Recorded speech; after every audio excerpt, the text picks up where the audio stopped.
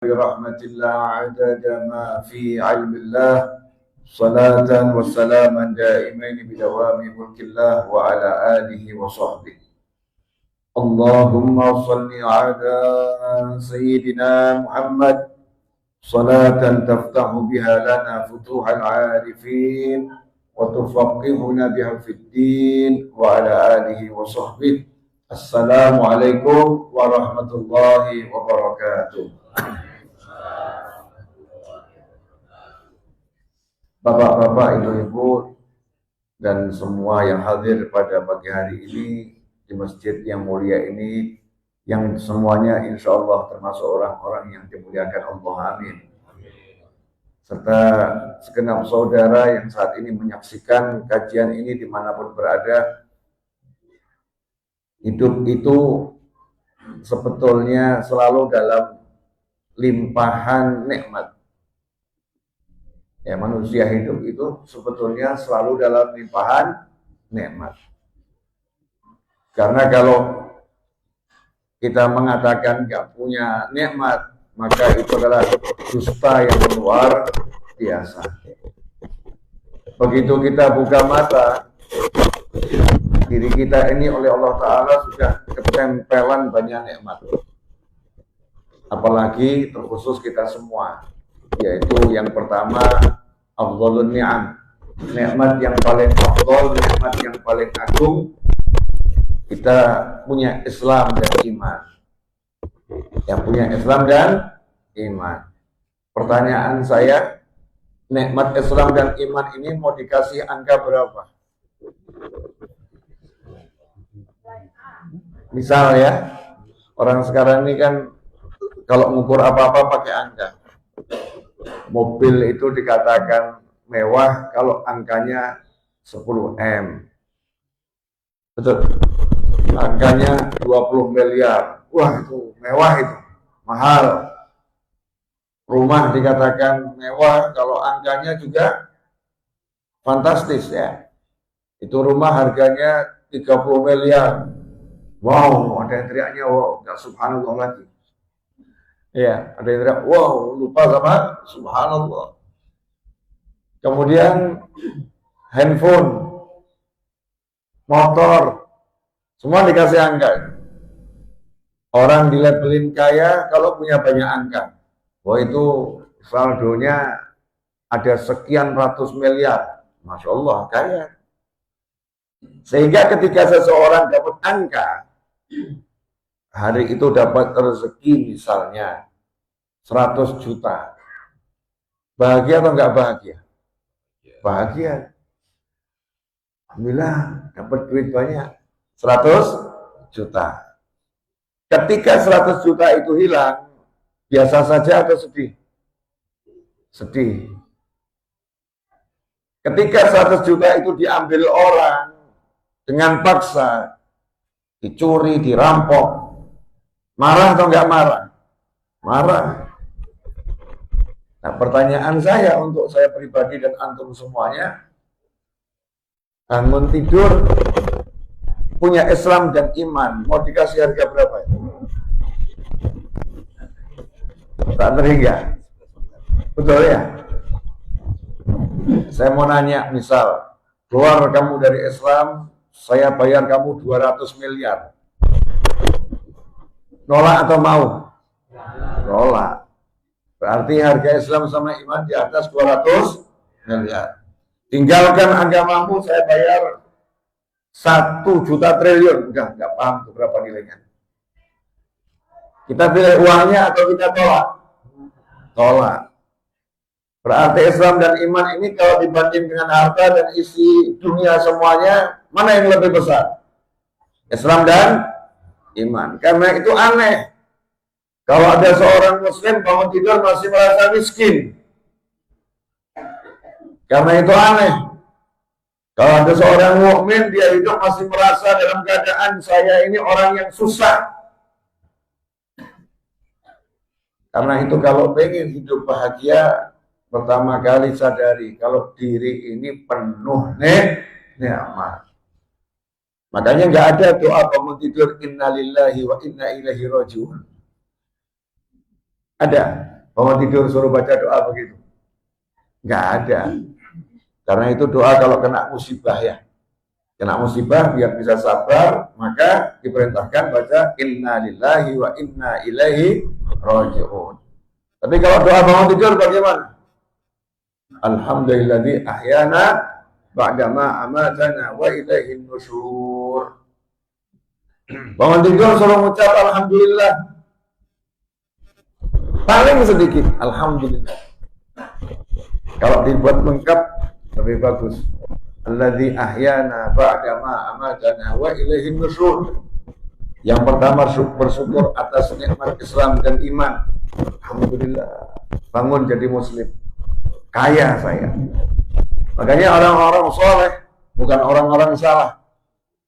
Karena di dunia ini yang hidup cuma dua kelompok manusia. Manusia yang soleh dan manusia yang salah. Nah yang salah, kita berjuang diri kita yang salah biar jadi benar. Sehingga kalau udah benar nanti jadinya minas sholihin. Masuk dalam kelompok orang-orang yang soleh. Orang-orang yang soleh itu mengatakan bahwasanya kalau udah punya Islam dan iman, udah kaya. Maka mereka nggak berpikir lagi tentang harta. Ada ya alhamdulillah namanya nambah syukur. Nggak ada ya sabar, sudah kaya. Ya, nggak ada ya sabar karena sudah kaya. Saya minta maaf tadi saya nggak berdiri di podium ya, karena saya lebih nyaman duduk seperti ini. Kelihatan ngajinya itu lebih nyatu, lebih enak. Santai aja nggak apa-apa disiapin dulu. Ya, biar ibu-ibu nggak terhalang ya Bu ya. Ya.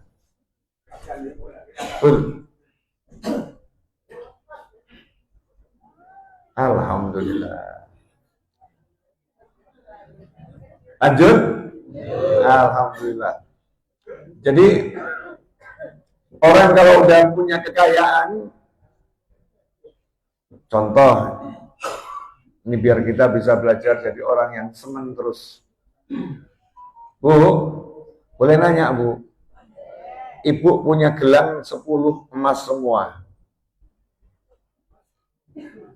Kemudian ternyata tetangga Ibu punya empek-empek. Hari itu Ibu pengen empek-empek tapi belum dapat empek-empek. Tapi punya gelang 10. Apakah Ibu merasa miskin karena nggak punya empek-empek? Enggak. Betul? Jadi cukup senang toh punya gelang? Nah kalau ada orang udah punya gelang 10, kemudian karena hari itu nggak dapat empek-empek, satu hari dia nangis. Hidup kok seperti ini? Hidup kok semacam ini? Kenapa saya nggak dapat empek-empek? Kenapa saya nggak punya empek-empek? Saya mau nanya, orang ini kira-kira normal atau agak sakit?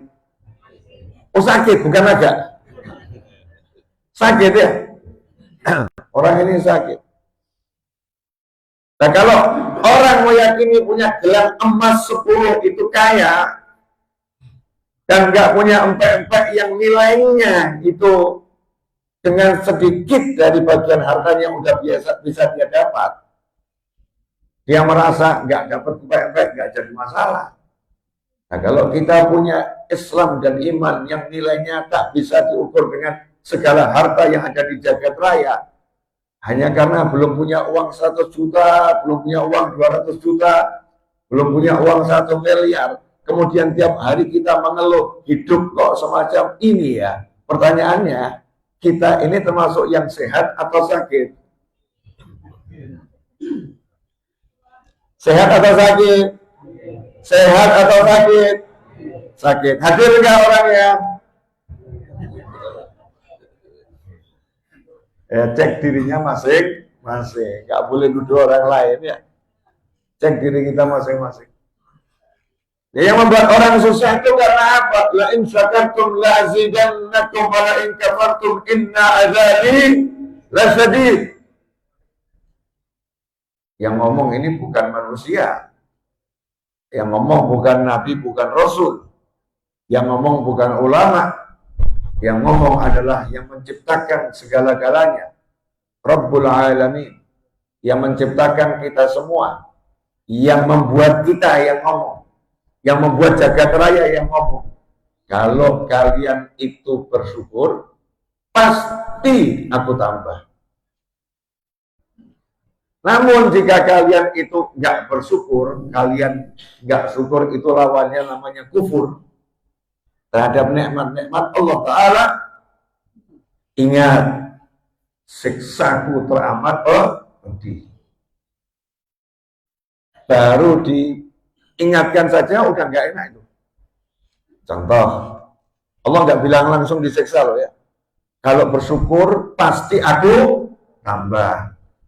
Tapi kalau kufur nikmat, ingat, baru diancam itu. Inna azabi lasyadid. Sesungguhnya siksaku teramat pedih, baru ancaman. Ada orang diancam sama orang yang punya kekuatan luar biasa. Contoh, satu negara kecil diancam sama negara superpower. Kalau kalian berterima kasih sama bantuan saya, pasti saya tambah. Tapi kalau kalian lupa, nggak ingat kebaikan saya, ingat, serangan kami itu sangat menghancurkan. Saya mau nanya, kalau ada satu negara kecil, kemudian diancam oleh negara superpower, kemudian negara ini berbuat yang tidak menyenangkan terhadap negara superpower tadi, kira-kira ketakutan atau biasa saja? Lihat contoh perang Iran sama Israel, betul? Mainnya cuma tombol, pencet tombol, peluru kendali nyampe. Nah ini kalau ada satu negara sekecil desa berbuat masalah dengan negara superpower, berbuat masalah, baru diancam, kira-kira udah takut atau belum takut? Udah takut. Orang misalnya diancam sama preman, baru diancam. Kalau sampai nanti kamu macam-macam, akan kami kroyok, baru diancam begitu. Baru diancam, sudah takut. Enak atau gak enak hatinya? Gak enak. Makanya orang yang kufur nikmat belum kena siksa, udah gak enak semua. Kenapa? Kena ancamannya Allah Ta'ala. Ya, kena ancamannya Allah Ta'ala. Kenapa saya jelaskan ini pagi hari ini? Karena banyak pesan di WhatsApp saya tuh, kalau orang kirim pesan WA, itu banyak sekali yang hidupnya mengeluhkan kondisi. Itu begini Habib, Ustadz begini hidup saya, begini, begitu, begini, begitu. Jarang ada orang itu baru dapat uang 10 juta terus laporan, alhamdulillah dapat rezeki 10 juta. Yang ada, saya ditagih hutang, saya nggak bisa bayar kontrak rumah, saya nggak bisa bayar anak sekolah, saya nggak bisa, pusing saya harus bagaimana, saya harus bagaimana. Isinya hanya keluh kesah. Maka kalau mau bahagia, resepnya itu sederhana. Jangan pernah merasa miskin. Jangan bilang nggak punya. Marah Allah. Cuman nggak punya duit aja kok susahnya luar biasa. Lawang yang nggak punya iman saja tenang-tenang. Yang nggak punya iman itu tenang. Yang nggak punya iman bisa bahagia. Betul. Bisa ketawa-ketawa. Nggak punya iman. Padahal kehilangan kekayaan yang paling mahal. Nah, sementara kita diberi oleh Allah Ta'ala iman, Islam, kekayaan yang luar biasa, kok hanya karena belum punya uang untuk bayar A, bayar B, bayar C, sudah merasa hidupnya susah luar biasa. Na'udzubillah min dzalik. Jadi harus kita syukuri betul. Alhamdulillah, saya ini punya Islam dan iman. Makanya orang yang punya Islam dan iman, kondisinya seperti apapun dalam nikmat. Sesusah apapun dalam nikmat. Bahkan semaksiat apapun dalam nikmat. Ya meskipun jangan rusak Islam dan iman dengan maksiat. Tetapi kalau dia punya maksiat, itu masih dalam nikmat karena punya Islam dan iman. Maksiat tidak menghapuskan Islam dan iman. Makanya jangan pernah menghina orang-orang yang berbuat maksiat, orang yang nggak boleh dihina. Kita hanya tugas amar ma'ruf nahi mungkar. Hanya cuma nasihatin, ini boleh, ini nggak boleh, itu dosa, ini pahala. Nggak boleh mengatakan kamu, nggak boleh. Karena orang kalau udah punya Islam dan iman, dia dalam lindungannya Allah Subhanahu wa Ta'ala. Dia berhak mendapatkan doanya muslimin wal muslimat, mukminin wal mukminat. Setiap khutbah Jumat itu seluruh khotib di seluruh dunia wajib melantunkan doa yang sama. Allahumma ighfir lil mu'minina wal mu'minat wal muslimina wal muslimat. Sehingga umat Islam itu dalam rahmat, dalam ampunan ya Allah Subhanahu wa Ta'ala. Kalau kita ketemu saudara kita harus husnudzon. Ini insya Allah termasuk orang yang sudah diampuni Allah Ta'ala. Kenapa? Setiap hari didoakan umat Islam kok.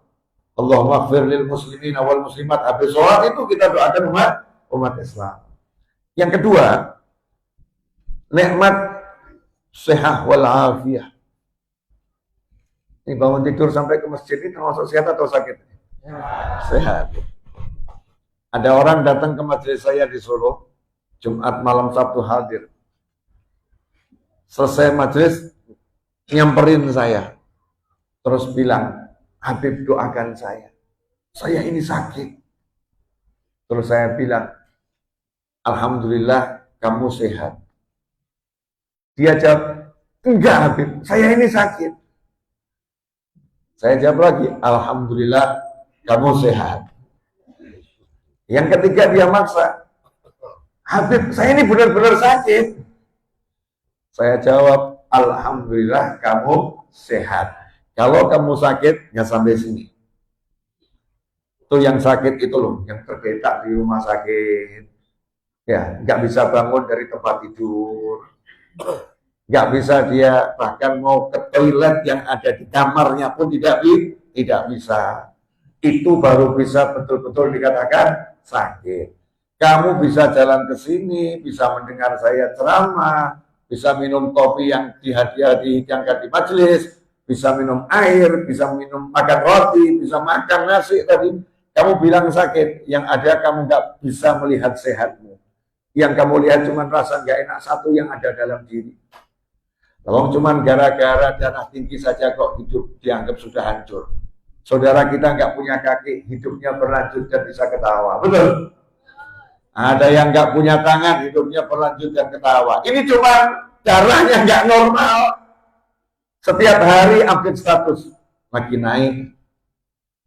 Darah lagi naik. Karena punya kolesterol. Wah ini kolesterol tidak normal. Dianggap itu sakit yang luar biasa. Sementara yang lain dalam kondisi yang jauh lebih sakit menjalani hidupnya santai-santai saja. Jadi kalau kita mau bahagia, yang kedua syukur itu nikmat sehat. Ini sehat ini mau dikasih harga berapa nih? Angkanya berapa buat sehat Bu? Bu, Bu, angkanya sehat berapa? Yang ternilai.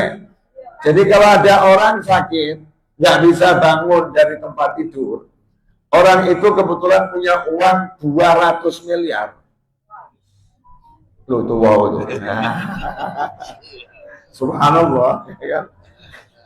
Punya uang 200 miliar. Benar kan? Memang sudah berubah dunianya. Bukan salah kitanya, memang dunianya berubah. Itu berkat sinetron dan kawan-kawannya. Jadi kita tertular ya, tertular. Maka kita harus buat sinetron yang lebih bagus, buat film yang lebih bagus. Jadi kalau ada yang sesuatu, subhanallah, kita tularkan itu. Ya kita kurang menularkan, akhirnya kita ketularan. Kan begitu ya. Karena kita kurang menularkan, kitanya ketularan. Itu kalau ada orang kaya raya punya uang 200 miliar, sakit di rumah sakit, nggak bisa bangun dari tempat tidur. Dokternya bilang, Bapak ini ada obat, cuman mahal. Berapapun saya bayar, bisa jadi miskin loh. sembuh tapi miskin. Jawabannya orang kayak tadi, mau jadi melarat, mau jadi miskin, mau jadi compang-camping, saya pengen bangun, saya pengen lari. Kalau ada saya bayar. Betul nggak betul? Betul nggak betul? Lah kenapa ada orang bangun tidur dalam Islam, dalam iman, dalam sehat, hanya karena nggak punya uang 1 juta, nggak punya uang 2 juta, nggak punya uang 3 juta, dia mengeluh hidup kok semacam ini. Orang ini enaknya diapakan? Diapakan ini enaknya? Hah? Diapain model manusia semacam ini? Enaknya diapakan ini? Gak syukur, gak terima kasih pada Allah Ta'ala. Permisalannya adalah seperti oknum ibu-ibu. Iya, oknum oknum. Bukan ibu-ibu, oknum ibu-ibu. Buat contoh aja, insya Allah nggak ada kok ibu-ibu yang seperti ini, insya Allah. Tapi faktanya ada. Cuman orangnya nggak di sini. Ya, oknum ini nggak di sini, di alam khayalan saya. Ya, khayalan saya. Kalau memang ada yang sama, itu hanyalah faktor ketidaksengajaan. Ya, ketidaksengajaan.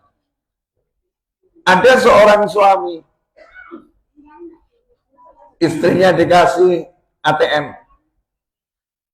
Kemudian ATM-nya saldonya adalah unlimited. Nih, belanja dimanapun pasti terbayarkan pakai ini. Kemudian dikasih rumah yang bagusnya luar biasa. Pembantunya bukan cuma 1, 10. Nah, ini ekstrim kan contohnya. Pembantunya 10. Cuman hari itu tanggal 29 Juni hari ulang tahunnya.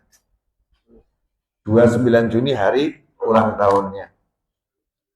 Suaminya capek, tidur terlelap, bangun subuh udah hampir hilang, segera sholat subuh, selesai suaminya minum kopi, kemudian sarapan pagi ya, terus aktivitas. Istrinya ngomong, Mas, kamu lupa ya hari ini hari apa?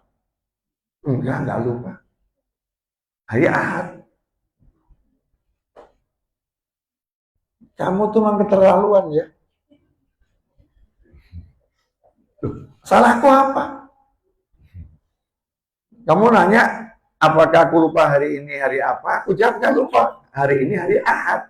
Betul ini hari Ahad ya? Hari Ahad, hari Minggu, hari Ahad. Saya nggak lupa. Coba ingat-ingat ini hari apa? Bu, mohon maaf, ini hari Ahad. Tanggal berapa? 29. Ingat nggak? Ya ingat, 29 hari Ahad. Kira-kira semakin emosi nggak itu? Nah itu oknum-oknumnya ada nggak dia? Semakin emosi ini dalam sinetron yang saya karang tadi ya. Ini istri semakin emosi. Memang kamu itu nggak pernah ingat sama saya. Wow, bukan lagi subhanallah kalau ini ya. Naudzubillah kalau ini. Ini satu hal yang negatif. Subhanallah kan kalau untuk yang menakjubkan yang positif. Ini innalillah. Kamu itu memang gak pernah ingat sama saya. Kamu tidak pernah perhatian sama saya. Kamu tidak pernah perhatian sama saya. Ini hari ulang tahun saya. Dasar suami yang diperhatikan ulang tahunnya karyawan. Yang diperhatikan ulang tahunnya teman. Ulang tahun istri sendiri. Gak pernah diperhatikan. Suami gak perhatian sama istri. Kamu memang gak cinta sama saya. Nah, terus ATM unlimited itu artinya apa? Nah, terus rumah mewah yang disediakan itu artinya apa? Nah, terus pembantu 10 itu artinya apa? Sambil nunjuk-nunjuk, kamu kan suami yang gak punya perasaan, gak punya perhatian, punya cinta. Kira-kira perempuan seperti ini, malaikat rasanya pengen ngapain? Kalau ibu jadi penonton, terus tuh jadi film ya, ditunjukkan tuh ya, ditunjukkan mobilnya, rumahnya, ATM-nya, semuanya ya, ditunjukkan. Terus istri tadi ngomong sambil nunjuk-nunjuk. Ibu yang nonton rasanya pengen ngapain? Cepetan kamu mati, aku ganti. Mungkin doanya begitu ya. Didoakan cepet mati biar aku siap gantiin kamu gitu ya. Kasar perempuan, nggak terima kasih. Nggak syukur pada Allah Subhanahu wa Ta'ala. Cuman gara-gara lupa ulang tahun, marahnya luar biasa. Yang mirip oknum begini banyak atau sedikit? Bapak-bapak sebagai korban jangan menjawab, Pak. Ya, tidak etis kalau korban itu berbicara ya. Biar ini apa namanya pengacara yang menyampaikannya. Ya korban diam saja. Ya, korban diam saja.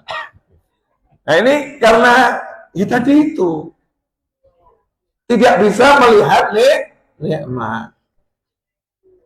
Makanya dalam sebuah hadis Nabi Muhammad SAW menyatakan, siapa yang dia dalam urusan dunia melihat kepada yang lebih susah, dalam urusan akhirat melihat kepada yang lebih sukses, maka Allah mencatatnya sebagai orang yang syukur dan sabar. Syukur dan sabar. Tapi barang siapa dalam urusan dunia melihat kepada yang lebih hebat, urusan akhirat melihat kepada yang lebih gagal atau lebih di bawahnya, maka Allah tidak akan mencatatnya sebagai orang yang syukur dan sabar. Nah ini rata-rata oknum manusia ya sifatnya yang terakhir tadi itu. Kalau urusan ibadah, ngomongnya alhamdulillah saya udah sholat. Bismillah. Kalau urusan ibadah ngomongnya alhamdulillah saya sudah sholat. Kalau urusan ibadah ngomongnya alhamdulillah saya udah puasa. Alhamdulillah saya sedekah. Nggak lihat pada yang lebih hebat. Nggak mengatakan, ya saya udah sholat sih, tapi kok sholat saya belum berjamaah ya. Saya udah sedekah sih, tapi kok sedekahnya hanya tiap Jumat ya. Nggak seperti dia. Dia tiap hari sedekah. Saya sih udah puasa, tapi puasa saya puasa Ramadan, tapi tidur melulu. Kok nggak seperti dia ya. Puasa Ramadan itu khatam Al-Quran 60 kali, nggak seperti beliau Imam Syafi'i. 1 hari di siang hari, 1 hari di malam hari dalam sholat semuanya. Kenapa kok ibadah saya masih jauh dari orang-orang yang mulia itu ya? Nggak begitu mikirnya langsung lihat daripada dia masih bagus saya. Dia nggak sholat, saya sholat. Dia nggak puasa, saya puasa. Urusan dunia udah punya banyak, masih ngomong sama suaminya. Kenapa mobil nggak ganti-ganti, Mas? Itu loh tetangga, barusan ganti mobil. Padahal baru kerja kemarin, kamu kerja udah 20 tahun, mobil itu nggak ganti-ganti. Ini yang semacam ini namanya orang nggak syukur, nggak sabar, kata Nabi Muhammad SAW. Tapi kalau dalam urusan akhirat lihat yang kepada yang lebih hebat. Kenapa saya kok belum bisa seperti Imam Syafi'i? Saya belum seperti Syekh Fulan yang sedekahnya, yang sholatnya. Ada satu ulama itu sedekahnya 1 hari mengalahkan raja. Kenapa? Semua penghasilannya itu keuntungannya 100% disedekahkan. Sehingga raja pun saat itu cemburu, dipanggil. Kamu ini sedekah kok terlalu banyak. Mau nyaingin saya. Maaf raja, saya nggak mau nyaingin. Cuman saya malu kalau sedekahnya lebih kecil dari penghasilan saya. Ini orang yang luar biasa. Nah sementara orang-orang yang nggak syukur, nggak sabar tadi selalu melihatnya kepada urusan dunia orang yang lebih sukses. Kenapa ya saya kok belum punya rumah? Padahal udah tidur di rumah. Seharusnya alhamdulillah saya tidur di rumah, itu loh masih ada yang tidur di emperan toko orang. Alhamdulillah, saya cuman kolesterol darah tinggi, itu loh tetangga saya kakinya diamputasi. Alhamdulillah, saya punya mobil tahun 80, tetangga saya sepeda ontel tahun 70. Harusnya begitu. Kalau udah seperti itu nanti hidup tenang. Almarhum ayah saya rahimahullah pernah membawakan cerita untuk lucu-lucuan saja, tapi cerita hikmah. Artinya ini kalau dijadikan adegan suatu film ya, bagian yang syarat pelajaran. Konon di sebuah kerajaan antah berantah, raja itu membuat aturan, jualan harus di pasar, nggak boleh di sembarang tempat. Terutama di lokasi ini dilarang jualan. Nah, maklum, biasanya semakin dilarang, semakin banyak yang melawan. Nah, saat itulah ada beberapa pedagang yang bandel, jualan buah-buahan di situ. Ada pedagang buku, ada pedagang sawah, ada pedagang durian, semuanya jualan di situ. Hari itu secara mengejutkan, tiba-tiba petugas kerajaan menangkap mereka semua, dibawa ke kantor urusan pelanggaran di kerajaan.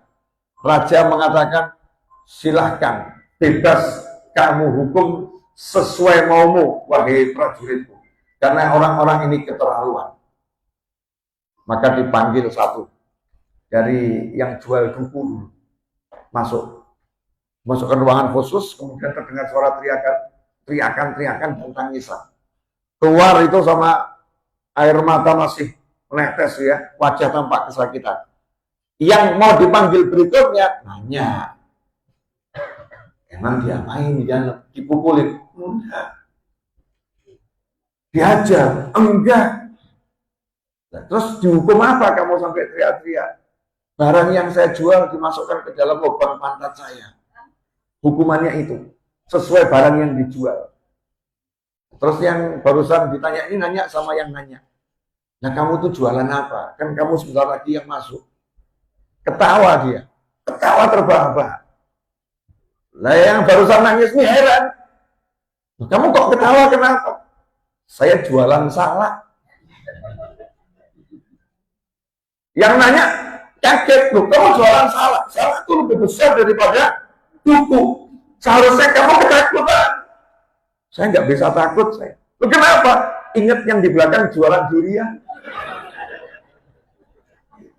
Ingat yang di belakang jualan durian. Jadi saya bawaannya dia lebih tersiksa. Akhirnya saya ketawa dan sanggup ini siap-siap nahan siksa karena ingat siksa yang lebih berat. Jadi yang diajarkan Nabi Muhammad SAW itu konsep. Pasti kalau kita amalkan hidup bahagia. Kalau mau jadi orang yang syukur dan sabar, urusan dunia lihat pada yang lebih susah. Nah, coba sekarang di antara kita, urusan dunia, jujur. Lihat yang lebih susah atau menganggap diri yang paling susah? Ayo, jujur. Gak jujur racun. Orang kalau nggak biasa jujur pada diri sendiri nanti bisa hancur hidupnya.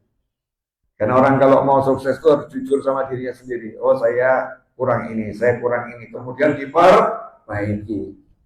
Ya diperbaiki. Nah ini sekarang hanya karena mohon maaf belum bisa bayar anak masuk sekolah. Belum bisa bayar kontrakan.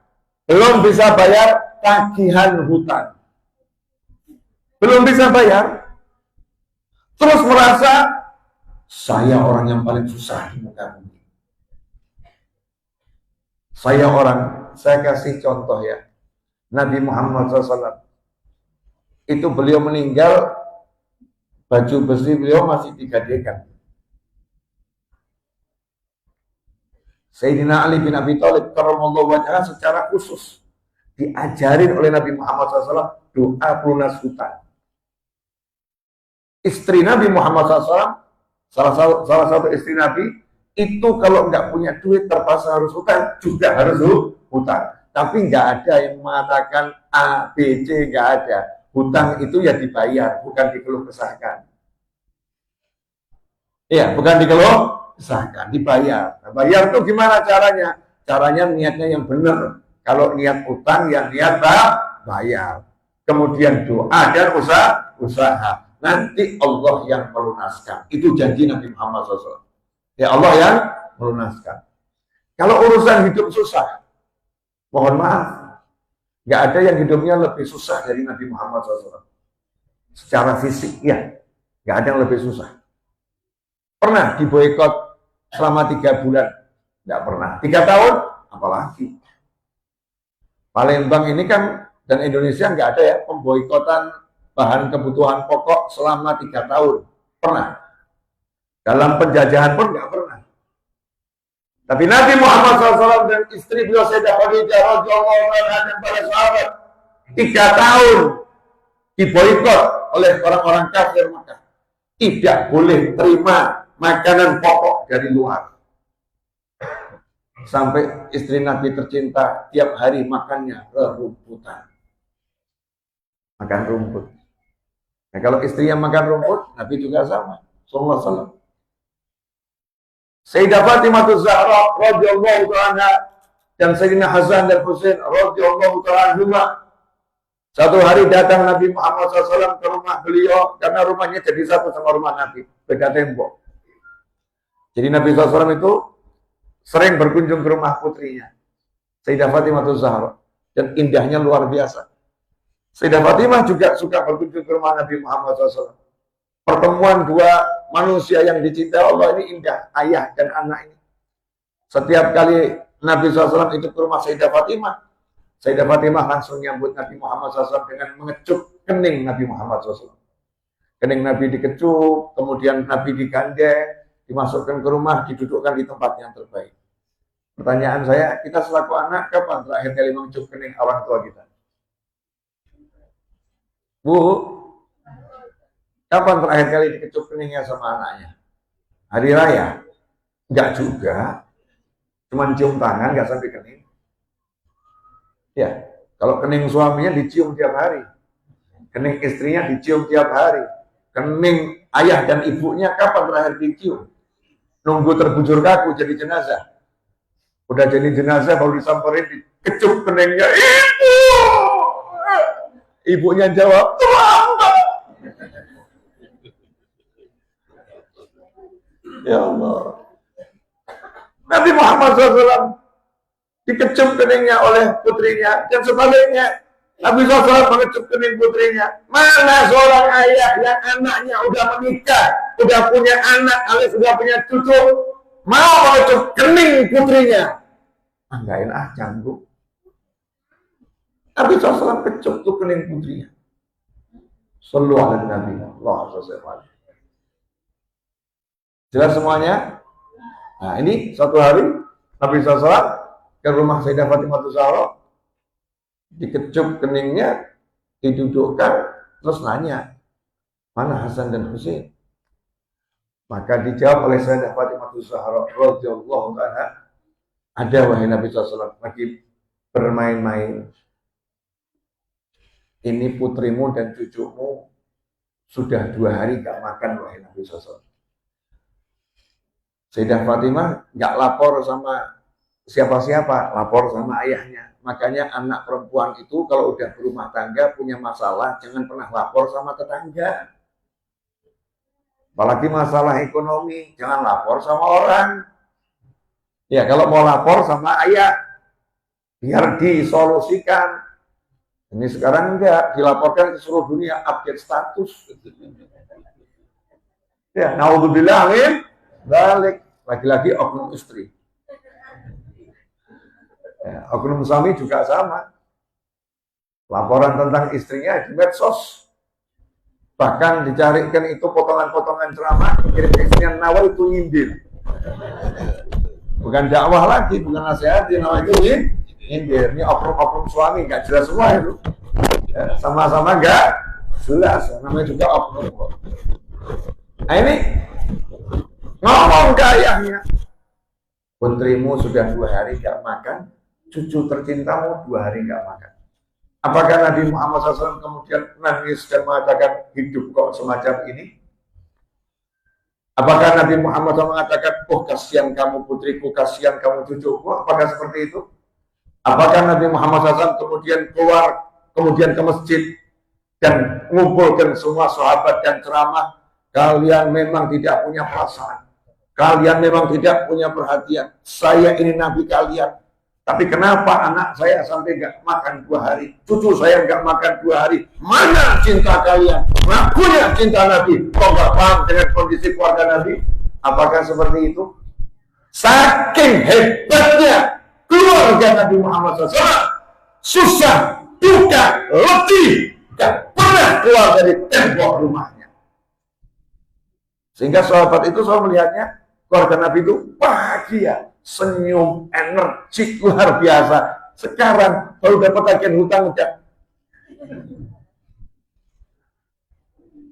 ngelukur orang-orang ini, udah wajahnya nggak karu-karuan. Nah, kenapa sampai sahabat nggak tahu?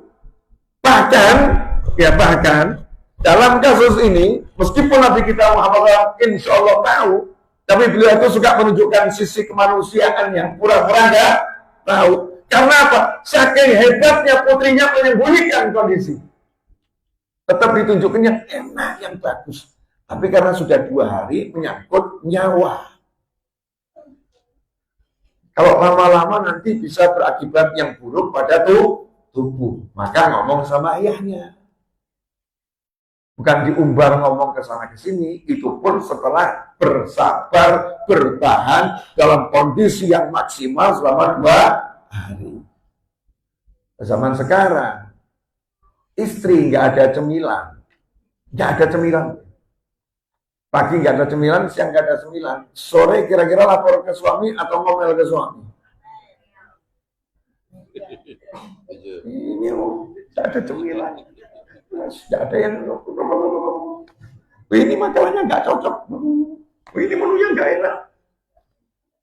Sayyidah Fatimah Zahra radhiyallahu anha wajahnya menyenangkan, tetap enak, walaupun kondisinya 2 hari nggak makan. Inilah keluarga Nabi Muhammad SAW. Tapi nggak keluar ke sahabat begitu enggak. Yang dilakukan Nabi Muhammad SAW adalah ngajarin putrinya. Langsung beliau buka baju, tunjukkan perutnya. Sembari berkata SAW, jangan khawatir, kamu baru 2 hari, bapakmu sudah 3 hari tidak makan. Sallu ala Nabi.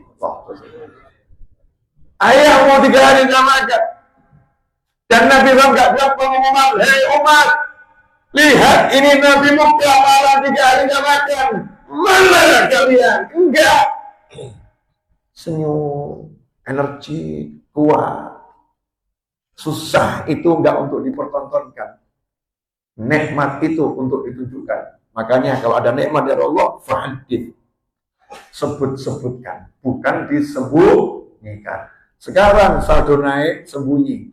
Saldo turun, nah, baru diomong-omongkan ya. Istri dapat rezeki, sembunyikan. Nggak punya duit, laporkan. Sama juga suami, dapat rezeki, pura-pura nggak punya duit. Nggak punya duit, nangis ke istri. Hidup kok semacam ini.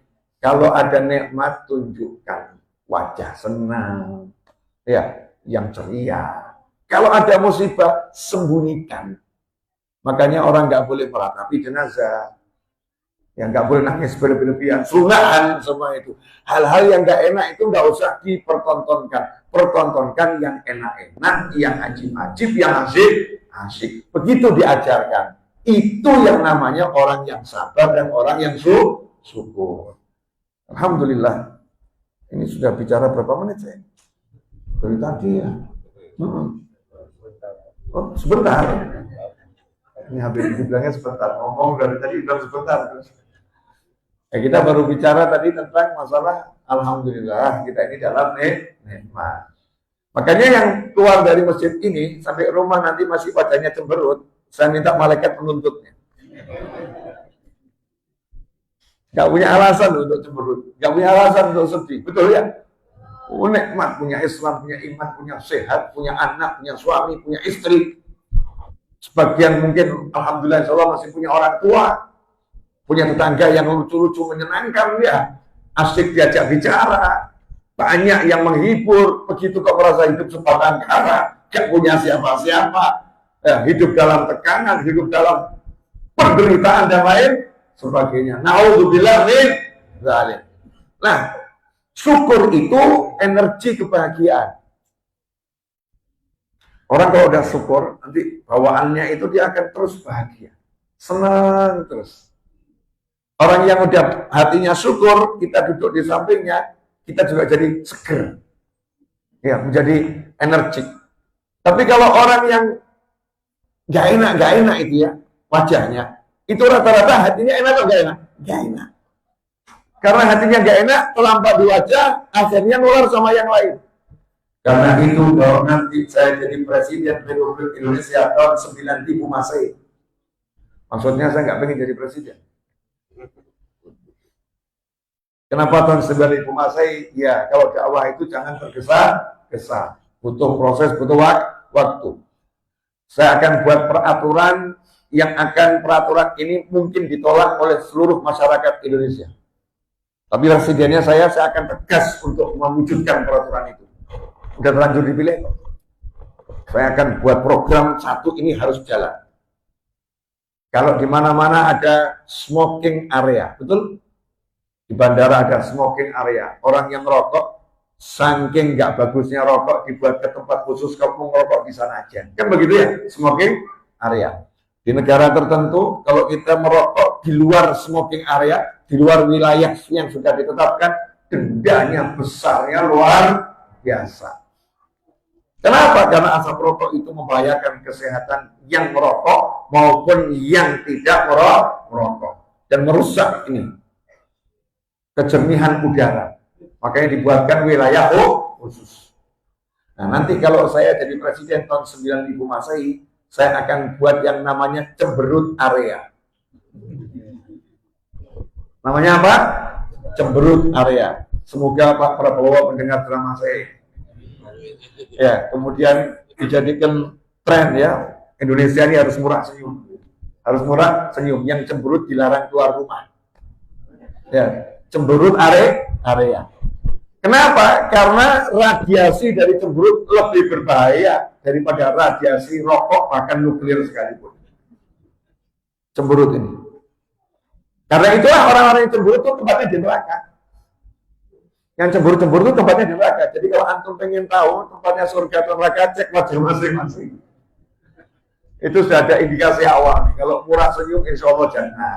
Murah cemberut, na'udzubillah. Ya, na'udzubillah. Ini kenapa saya buatkan cemberut area? Kalau saya presidennya, cemberut area. Tahun 9000 Masehi. Cemberut area. Saya waktu SMA, di sekolah itu teman saya tiba-tiba ngomong, waduh, Bang, tadi ada kejadian. Apa? Saya berangkat sekolah dijemput sama dia, sama teman saya. Teman saya dijemput teman saya.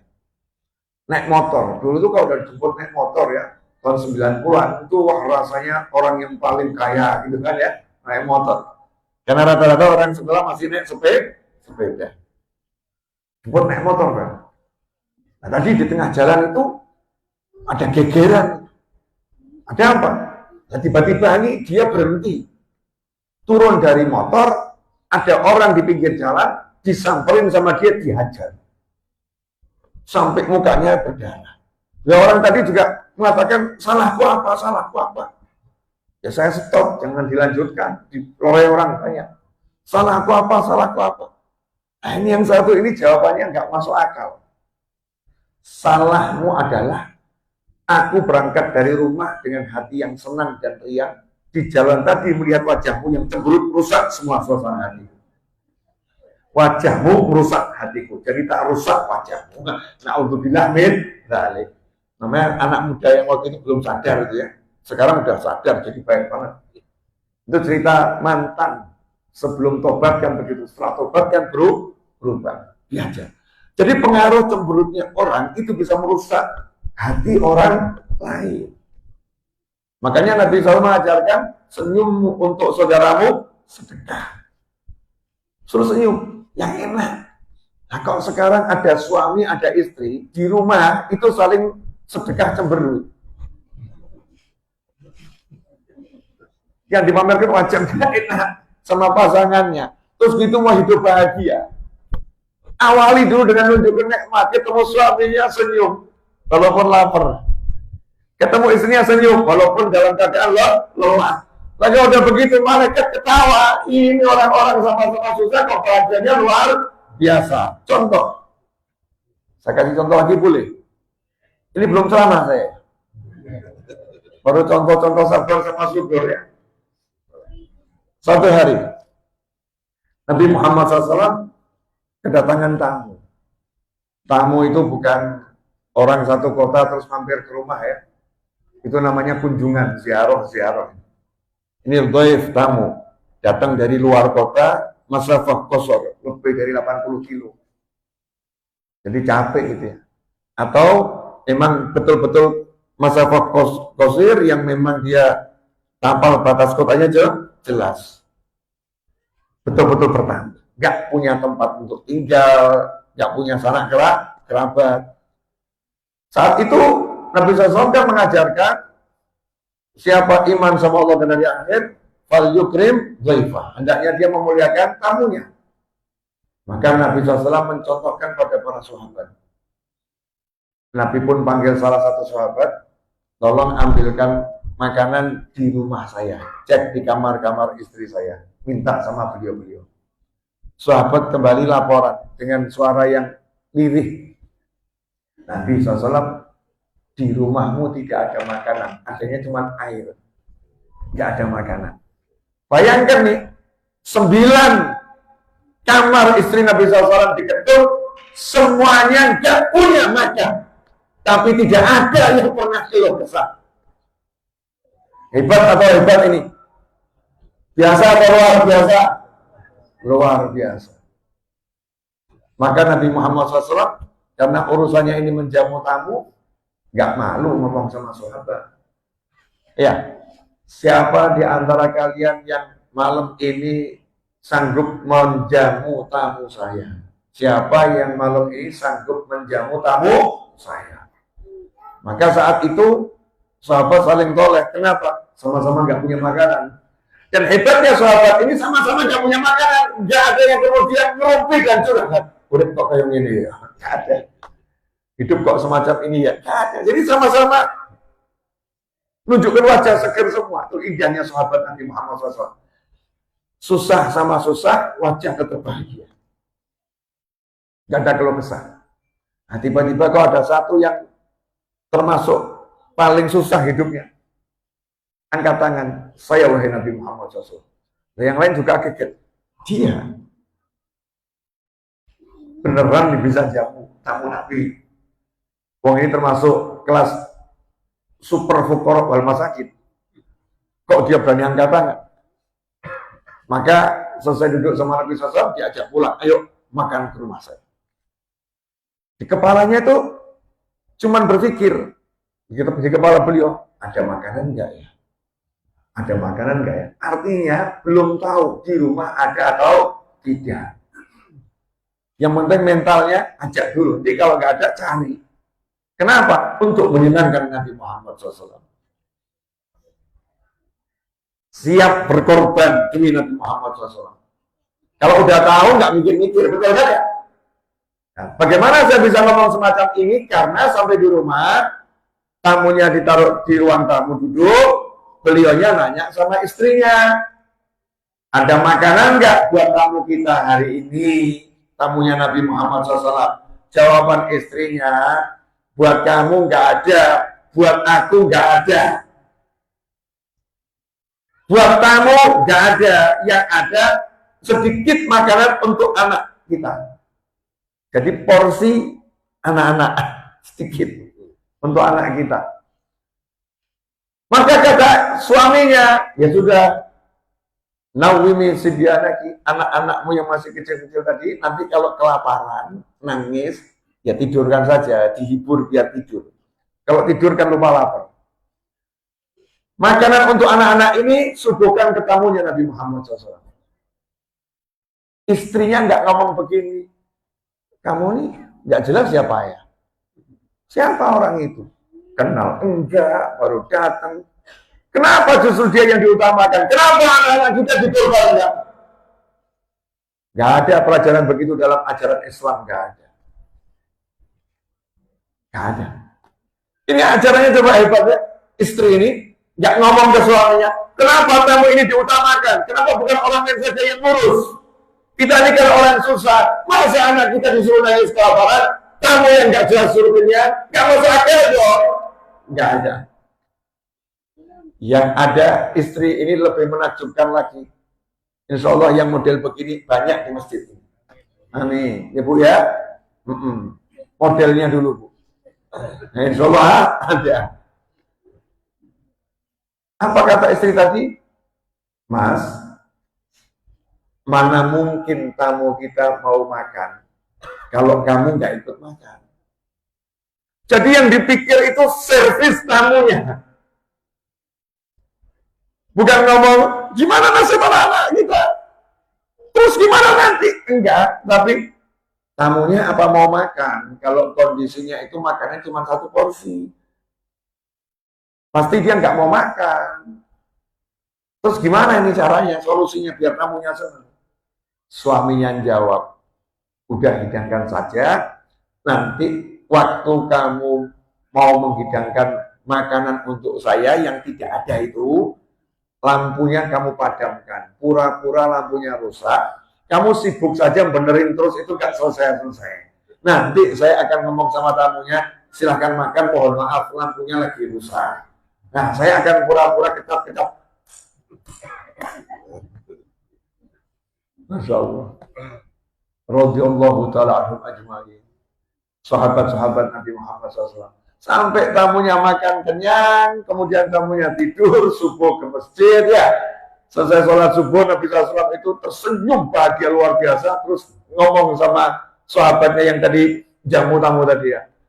Apa yang kamu dan istrimu lakukan semalam sama tamu saya? Kenapa wahai Nabi Muhammad SAW? Allah tertawa melihat kalian berdua. Inilah hebat.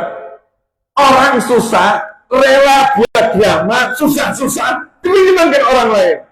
Wa yu'thiruna ala anfusihim walau kanat bihim khasasah. Mengutamakan orang lain meskipun hidupnya dalam keadaan yang jauh lebih susah. Nah, kalau orang zaman sekarang pamer dia yang paling susah demi mendapatkan kebahagiaan. Ini bedanya tipis atau jauh?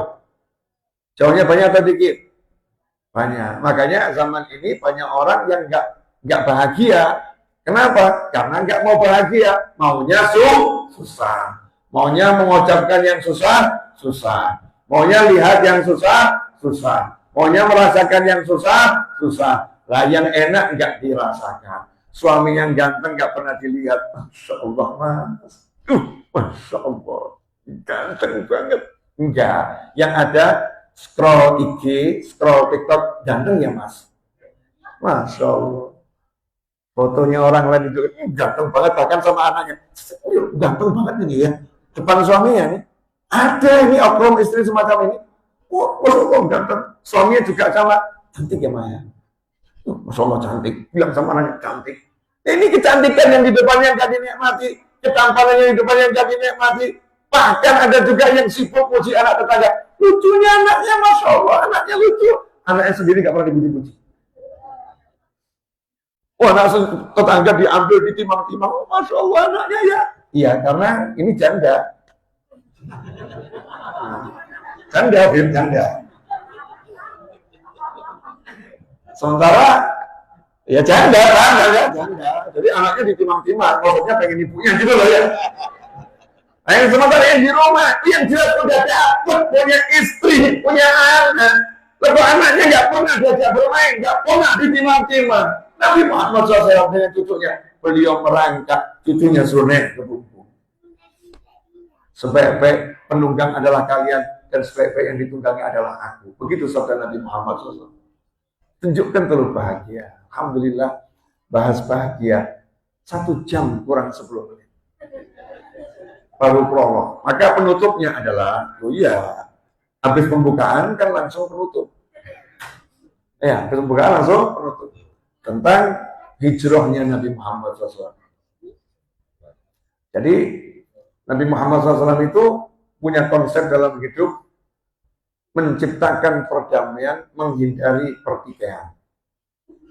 Makanya kalau kita lihat ajaran Islam ya, yang ada itu perintah untuk memaafkan, bukan perintah untuk minta maaf. Betul ya?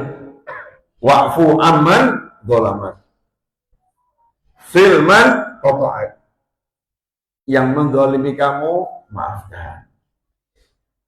Jadi menghindari pertikaian. Nggak sampai orangnya datang minta maaf. Kalau perlu nggak usah datang, nggak usah maafkan. Udah beres. Kemudian silman qata'at. Perintahnya Islam itu tidak memerintahkan umat Islam itu menyambung silaturahim kepada yang nyambung. Walaupun itu kita dianjurkan terus nyambung silaturahim. Tapi perintah tegas Nabi Muhammad SAW, silman qata'at. Kalau ada orang memutuskan tali silaturahim dengan kamu, kamu yang sambung. Ini agak aneh sebetulnya ya. Seharusnya yang diperintah yang nyambung yang mana? Yang mutus. Orang yang memutuskan tali silaturahim, sambung tuh tali silaturahim. Harusnya begitu ya. Tapi Nabi nggak begitu salah. Silman qata'at. Orang-orang yang diputus tali silaturahimnya, sambung hubungan dengan yang memutuskan. Jadi korbannya ini yang diputus disuruh proaktif. Karena Nabi SAW tidak mau ada lama-lama permusuhan. Kalau orang yang memutuskan disuruh nyambung, mungkin masih berat. Ya, dia memutuskan, dia masih banyak alasan. Kalau diputuskan, biasanya kan cuma karena yang memutuskan nggak suka sama dia, yang memutuskan nggak cocok sama dia. Nah, kalau diputuskan udah mau aktif, ya nggak diambil pusing, nggak diambil berat, maka akan lebih cepat terjadi sambungan silaturahim. Ya Rasulullah ngajarinya gitu. Yang mendolimi itu, yang didolimi disuruh memaafkan. Ya, yang memutuskan tadi justru yang diputuskan suruhnya nyambung. Senangnya perdamaian, kedamaian, persaudaraan. Makanya orang yang memutuskan itu ancamannya besar. Yang nyambung, ya kabar gembiranya besar. Siapa nyambung silaturahim, rezekinya akan semakin berkembang, umurnya semakin panjang. Siapa memutuskan silaturahim, diputus hubungan sama Allah Ta'ala. Disconnect hubungan sama Allah itu kira-kira seperti apa ya? Orang sekarang ini kalau pakai handphone, punya kartu Telkomsel, EM3, apalagi itu kartu-kartu yang saya nggak paham itu, XL, ya. Kartunya sudah dibayar, kuotanya full, sinyal wifi-nya juga ada. Nah kalau yang bagian menyiarkan sinyalnya itu rusak, ya, no internet connection, tidak ada data internetnya, langsung bingung. Gimana ini? Nggak bisa telepon ini, nggak bisa WA, nggak bisa IG, nggak bisa TikTok, nggak bisa macam-macam. Bingungnya luar biasa. Cuman putus hubungannya dengan IG sesaat, putus hubungannya dengan TikTok sesaat, putus hubungannya dengan YouTube sesaat, putus hubungannya dengan WhatsApp sesaat. Itu galaunya luar biasa. Nah kalau diputus hubungan dengan Allah Ta'ala, kira-kira seperti apa? Ngeri ya. Na'udzubillah min dzalik. Ancamannya keras yang dia mutus tali silaturahim. Jangan kamu jauhi saudaramu, gak ngomong sama dia lebih dari 3 hari. Ya sehari mungkin masih marah, dimaklumi. 2 hari masih marah, dimaklumi. Lebih dari 3 hari, awas. Jangan, gak boleh. Kalau bisa nggak nunggu 1 hari, Yang semakin cepat maafkan semakin mulia di sisi Allah Subhanahu wa Ta'ala. Bahkan sebagai tolak ukur mana orang baik, mana yang kalah baik, bukan orang buruk, mana orang baik, mana yang kalah baik. Kalau ketemu dua muslim, yang pertama kali mengucapkan salam itu yang terbaik. Yang pertama kali mengucapkan salam itu yang terbaik. Artinya yang dia proaktif menyebarkan kebaikan. Nah, hijrahnya Nabi Muhammad SAW adalah jalan menghindari permusuhan. Kalau Nabi SAW itu beliau mau kuat-kuatan, sahabat nggak diperintahkan hijrah. Diperintahkan apa? Latihan silat tiap hari. Sahabat tiap hari yuk kita latihan silat. Kita latihan bela diri. Ayo semua latihan pedang. Insya Allah kalau satu tahun kita latihan, tahun kedua kita bisa lawan tuh orang-orang kafir Mekah. Tahun ketiga kita ambil alih mereka. Kita akan kuasai Mekah. Kita siapkan senjata. Bukan begitu Nabi Muhammad SAW. Yang beliau siapkan adalah kirim utusan ke Madinah. Buat komunitas di Madinah. Kirim orang yang ajar di Madinah. Terbentuk kelompok orang-orang muslim di Madinah. Di Madinah enggak ditentang. Di Madinah enggak dimusuhi. Bisa hidup berdampingan. Ya, yang ada paling cuma beda pendapat dalam ucapan. Maka Nabi SAW diperintahkan Allah hijrah ke Madinah sana. Ya, pindah ke Madinah atas perintah Allah Subhanahu wa Ta'ala. Berangkatnya sembunyi, karena nggak mau ada pertikaian, sembunyi, sehingga sahabat pindah ke Madinah tidak terjadi pertikaian dan pertumpahan darah lagi, tidak terdengar lagi siksa-siksaan, nggak terdengar lagi. Kenapa? Semuanya sudah dipindahkan ke tempat yang menghindari pertikaian dan permusuhan. Karena itu, kalau sekarang ada orang ngakunya mau hijrah, tapi hidupnya musuhin orang, nah itu aneh. Ya, mau hijrah, tapi hidupnya penuh pertikaian. Habis hijrah, hidupnya tiap hari perang sama suami. Mas, aku udah hijrah. Aku udah pakai hijab. Kamu kapan mulai? Mau sampai kapan kamu begitu? Jadi ustazah tiba-tiba. Ya, ustazah yang kemudian sama suaminya itu kenceng keras. Seminggu kemudian ke pengadilan agama. Aku gak cocok hidup sama kamu lagi, Mas. Mau tukar suami. Ini namanya bukan hijrah. Hijrah itu meninggalkan keburukan. Kalau ini namanya menciptakan keburukan baru. Ya, menciptakan keburukan baru. Seharusnya setelah hijrah semakin sabar. Setelah hijrah semakin penyantun. Suaminya nanya, Dik, dulu tuh kamu saya maki-maki, kamu itu langsung pindah kamar 10 hari. Sekarang ini kamu saya maki-maki kok setiap hari semakin melayani, semakin senyum. Saya diajarin sama ustadz-ustadz, sama kiai-kiai, sama habib-habib. Hijrah itu adalah menampilkan perdamaian dan kedamaian. Yang paling layak aku berikan makna hijrah adalah kamu, wahai sayangku. Masya Allah. Itu suaminya, Mak. Cus, ya gengsi dulu. Gengsi dulu, tapi sama cus. Ya kan, udah terus. Dapat itu kena hatinya. Harusnya begitu, ya harusnya begitu. Semakin ngaji, semakin kemajian itu ya harus semakin indah. Masa semakin ikut ngaji semakin kasar sama suami, semakin kasar sama istri, semakin kasar sama anak. Semakin ikut pengajian kok semakin nggak bener hidupnya di rumah. Ya naudzubillah min dzalik. Biasanya berangkat nggak izin. Setelah ikut pengajian nunggu suaminya bangun. Tanya sama suaminya, loh kamu kok nggak pergi? Ya mau minta izin dulu, Mas. Kamu belum bangun, saya nggak berani. Loh, nggak apa-apa kok aja. Nggak berani, Mas, nanti dilaknat malaikat. Takut aku.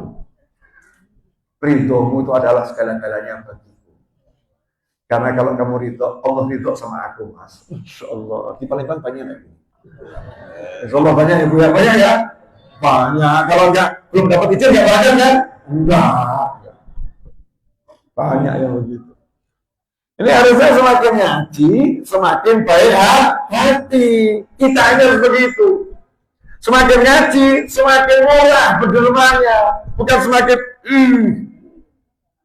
semakin ngaji dia semakin energi, senyum, seger. Masya Allah, la quwwata illa billah. Badannya semakin hebat. Makanya kenapa banyak ulama itu walaupun sudah tua Pak, tapi kok energinya luar biasa. Saya itu baru sadar kalau guru saya itu tua baru sekarang. Guru saya meninggal usia 78 tahun. Habib Anis Al-Habsyi Solo itu meninggal usia 78 tahun. Saya baru sadar. Dulu tuh saya itu bergaul dengan guru saya itu udah tua. Saya baru sadar sekarang tahun 2025. Beneran itu. Saya kaget, ya Allah. Waktu itu tuh Habib Anis sudah seusia segitu ya. Tapi kok energinya semacam itu ya. Membangun bangunan 3 lantai itu naik tangga sampai ke atas. Pagi, siang, sore, malam terima tamu, tetap senyum, seger. Kok bisa ya? Energi luar biasa. Sementara kita baru 2 jam, 3 jam udah capek. Orang-orang soleh itu kok energi. Harusnya begitu. Semakin soleh, semakin hebat. Semakin soleh, semakin luar biasa. Mengakunya soleh, tapi kok nggak sabar. Orang semakin soleh harus semakin sabar. Iya, semakin soleh semakin syukur. Ini enggak, semakin pengajian semakin mudah update status. Na'udzubillah min dzalik. Bahkan semakin pintar untuk mengoreksi. Koreksi kesalahan istri. Cuma ngoreksi loh ya. Hanya untuk mencaci maki. Kamu tuh istri nggak benar. A, B, C, D, E, F, G sampai Z kurang. Habis itu hijayah, alif, ba, dilanjut terus. Kenapa begitu? Ilmu itu bukan untuk mengkoreksi, tapi manisdada iman walam yasdad hudan. Siapa yang ilmunya nambah, nggak nambah petunjuknya, dia tambah jauh dari Allah Ta'ala. Harusnya kalau punya ilmu itu bukan untuk mengoreksi orang lain, tapi untuk mengoreksi diri dan diamalkan. Nanti orang akan lihat. Akhiran, karena saya jam 8 sudah harus sampai di bandara insya Allah. Kemudian juga habis ini ada waktu untuk memenuhi kebutuhan jasmani, namanya sarapan pagi. Ya namanya sarapan pagi. Betul atau betul? Terus ada tugas para istri yang di depan saya ini menyenangkan suami dan anak-anak di Ahad pagi. Ya, maka tidak elok kalau pengajian ini terus dilanjutkan berjam-jam. Ya, nggak elok.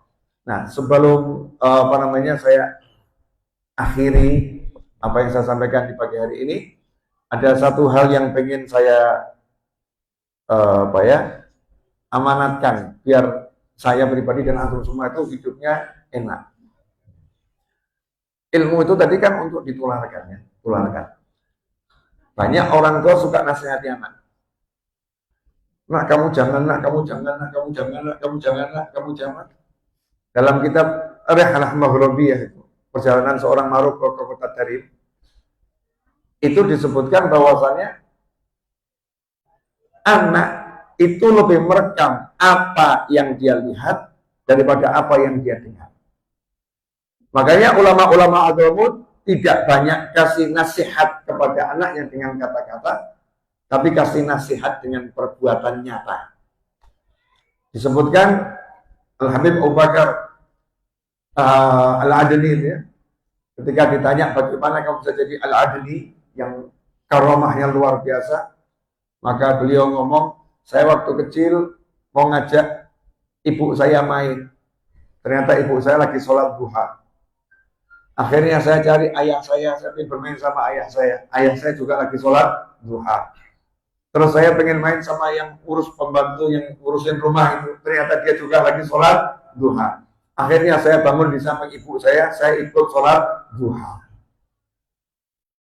Ini ada maghrib, orang tuanya ngomong sama anaknya, sana ngaji, tapi orang tuanya pegang HP. Sana ngaji, orang tuanya main TikTok, main game. Ya, bapaknya, tadi ibunya itu ya, bapaknya lebih sadis, sana ngaji, gitu ya, sana ngaji, sambil ngerokok.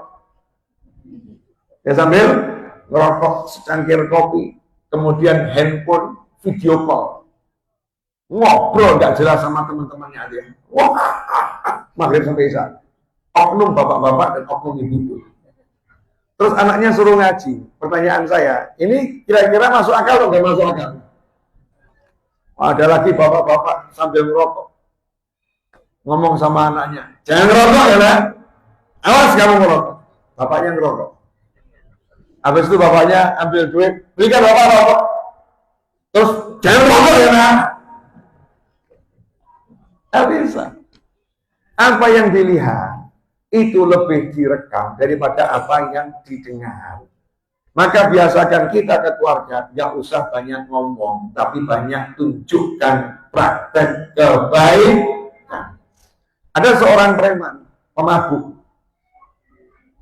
Itu dia kalau mau mabuk pakai baju takwa. Keluar dari rumah itu pakai baju takwa, sarungan.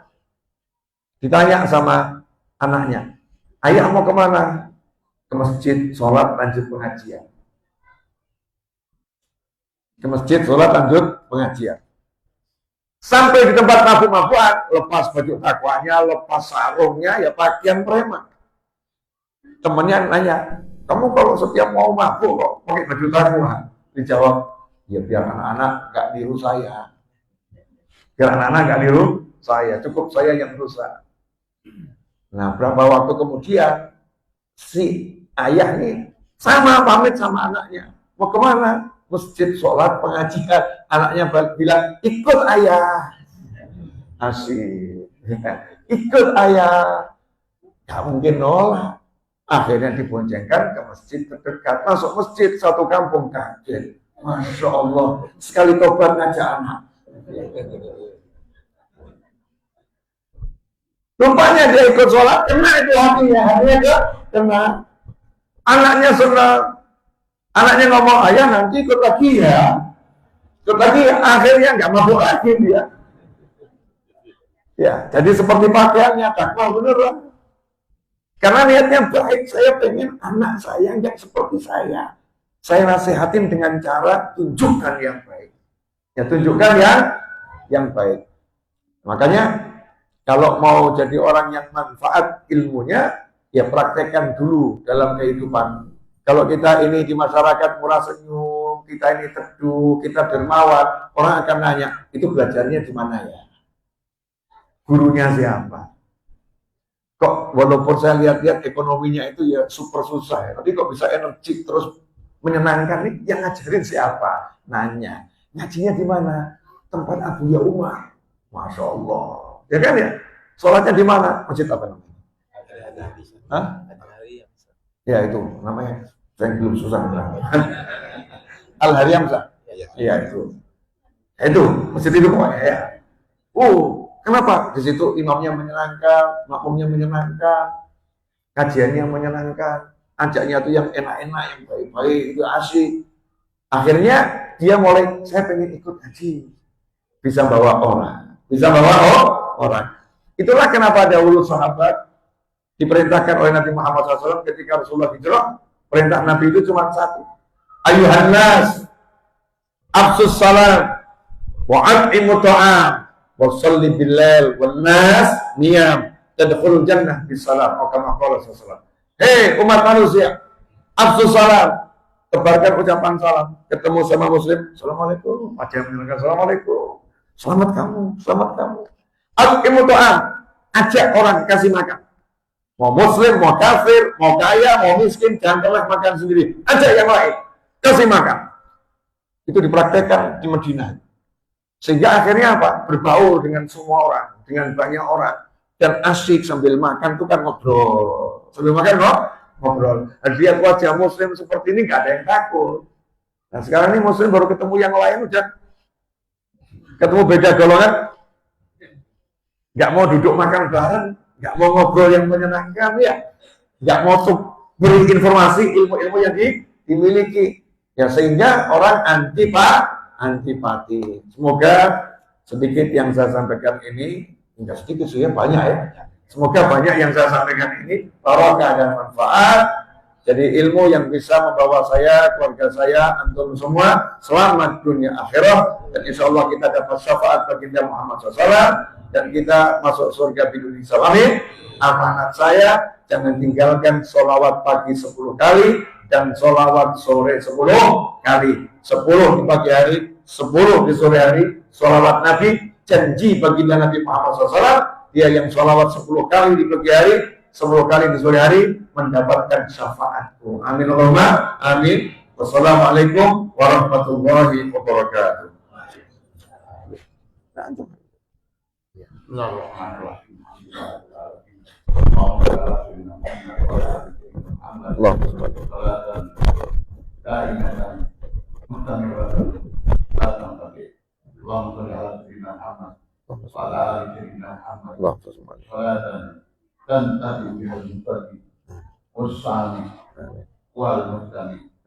اللهم اجعلنا في هداك واجعلنا ممن يسارع في رضاك ولا تولنا وليا سواك ولا تجعلنا ممن خالف امرك وعصاك وحسبنا الله ونعم الوكيل ولا حول ولا قوه الا بالله العلي العظيم.